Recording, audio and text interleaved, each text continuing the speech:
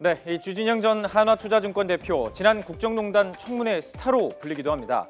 주 전 사장은 한화증권 재직 중이던 2015년 당시 국내 기관 투자자 22개사 중 유일하게 삼성물산 합병에 대해서 부정적인 의견을 담은 보고서를 냈고, 이 보고서 발표를 전후해서 거센 압력에 시달린 것으로 알려졌는데요. 그 장면 다시 한번 보겠습니다.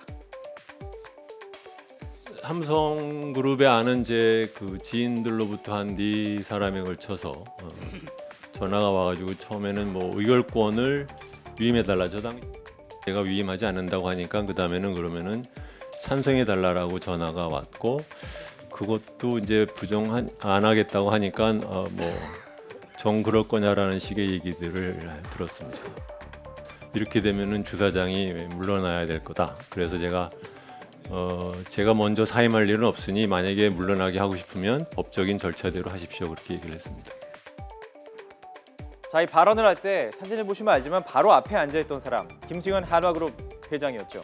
주 전 대표는 특히 재벌에 대한 비판을 조폭에 비유하면서 이 발언을 쏟아냈는데요.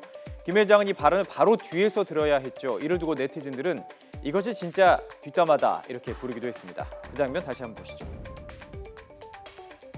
하나그룹에서는 이제 우리나라 재벌들이 다 그렇지만 기본적으로 일종의 이제 조직 폭력배들이 운영하는 방식과 똑같아서 말을 거역하면은 그거를 확실하게 응징을 해야 다른 사람들이 말을 따라간다고 생각하는 그런 논리가 있을 거라고 생각을 합니다. 어제 박 전 대통령 재판에 증인으로 출석했던 주진영 전 대표, 한 뉴스 프로그램에 또 출연해서 이런 말을 남기기도 했습니다. 삼성의 합병 과정이 백주의 노상 강도와 다를 바가 없어서 나섰다라는 것입니다. 또 삼성그룹 합병을 돕는 것이 올바른 정책적 판단이었다는 취지의 박근혜 전 대통령의 발언에 특검에 나와서 정신 나간 발언이다 이렇게 말하기도 한 것으로 전해지고 있는데요.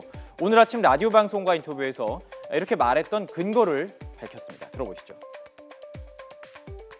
기자들 모아놓은 데서 자기가 그렇게 생각해서 개입을 했다는 것처럼 뉘앙스를 풍기던 얘기를 갖다 직접 하는 걸 보고 둘 중에 하나죠. 이게 전 양반 자기가 지금 무슨 말을 하는지를 모르거나 아니면 애초에 법의식이 박약해서 그런 얘기를 갖다 이렇게 그냥 술술술 말을 낸다. 그런 저는 자기 자신을 자기가 기속감이 되는 얘기를 하는 것처럼 하는 거거든요. 그리고 두 번째로는 그 말의 이제 근저는 뭐냐면 국민연금이 자기나 또는 정부의 정책적인 판단에 지시를 내려도 되고 거기에 따라 행동을 하는 것에 문제가 없다라는 식의 얘기를 하는 거라서 굉장히 정신 나간 얘기죠. 그러니까 이렇게 법의 한계가 무엇인지를 전혀 의식을 안 하는 사람처럼 들렸어요.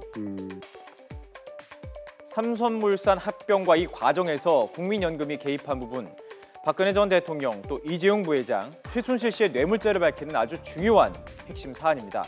합병 당시 문제를 제기했던 전문가의 존재, 재판 과정에서 중요한 역할을 할 텐데요.